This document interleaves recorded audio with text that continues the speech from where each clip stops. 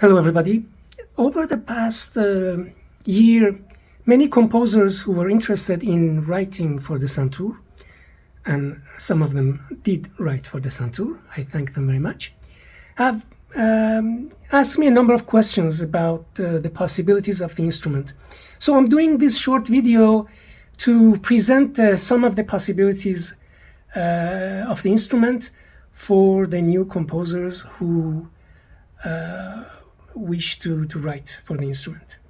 Okay, so I turn around the camera somewhere else. Okay, so this here you see the instrument. It's a version of the standard Santour, which has one bridge on each side, and it's mostly diatonic.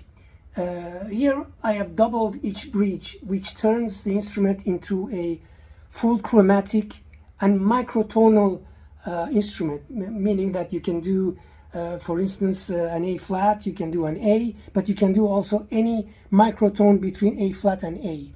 It ranges over 4 octaves, going from C3, here's this C4, C5, C6, and goes up to C7. So 4 octaves, and I'll talk to you a bit about the chromatic aspects. Some chromatic notes in a given configuration of the bridges, these bridges are movable. We can just move them left, right, and place them where we want to. Given a given configuration, some chromatic notes are statically there. For instance, I have a B flat here and I have a B over there, which gives me the chromatic notes. I have an F here and an F sharp over there. So I have these two. Some others I will have to move my bridge. So the composer have to provide for this. Either the music slows down at the point where we have to move the bridge, or we can just do a single line so that one hand is free to move the bridge, or there is a pause for the Santour part so that we can do this. For instance, here I'll do a few notes using B flat, and then I go back to these few notes and I use a B.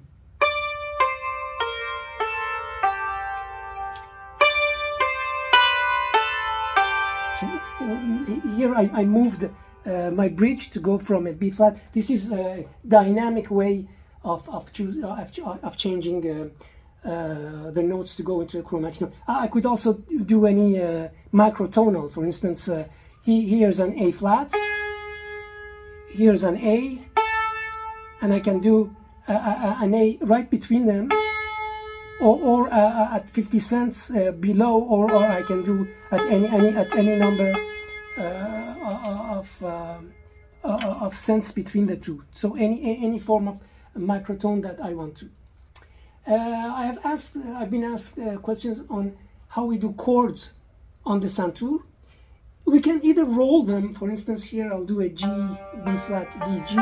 I can play it like this, or I can do it like on a violin or a cello. I can do it in 2 times, or I can use my fingers to do like the top note with the hammer and the other notes with the fingers, or I'll do the 3 ones with the fingers. Okay, so that's about chords. The octaves, for the most part, are face to face, so this makes it very easy to play the melodies using octaves. For instance, if I have, I can play them over an octave, or I can use tremolos to do the same thing. Tremolos. I mean alternating notes. I can also split the melody into 2 parts. For instance, do one note on one register and the other note on another register, which makes me be able also to use chromatism in this way. For instance, I could have a B on one register and a B flat on one register, and then going sometimes with the B flat, and sometimes with the B. And since it's a continuous resonating instrument, the harmonics of the two octaves mix with each other, and playing the melody over two octaves doesn't sound strange. It sometimes even sounds very nicely. So for all this, we have used different diagrams to show how we can follow these bridge configurations. I have written a book which is called Santour Insights, which you can find on the Universal Edition site on my page, and I explain all these notations also in detail, and the other things. There are some special ways also to embellish a melody. For instance, we can do tremolos on it, or we can do a rolling notes in between them, instead of doing just a single line. Or we can double it with a note below.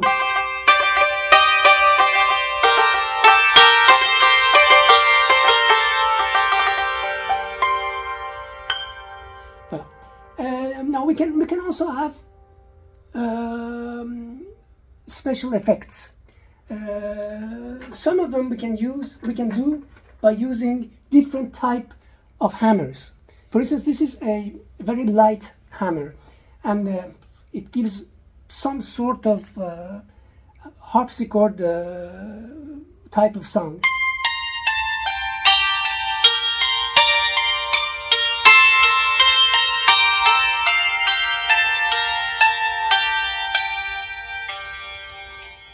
On the opposite, we can use this was you notice this was they were light hammers, and I didn't have tissue on them. This one is a very strong hammer. You can't do very fast things with it, but it produces a very harsh sound, which could be interesting in temporary avant-garde music. For instance, it could produce things like. We could hit on the bridges to do certain sounds, or we could use at the end of the hammer to do some sort of glissando or slide, which we can do also by using our nail. Another way to do glissandos on two adjacent notes would be to play one with the hammer and then push the bridge to the next note, or come back, or even hit other notes in between the movement. Okay, so that was also another. There are other places on the instrument which could produce certain sounds. We can do something like a tambour-like effect.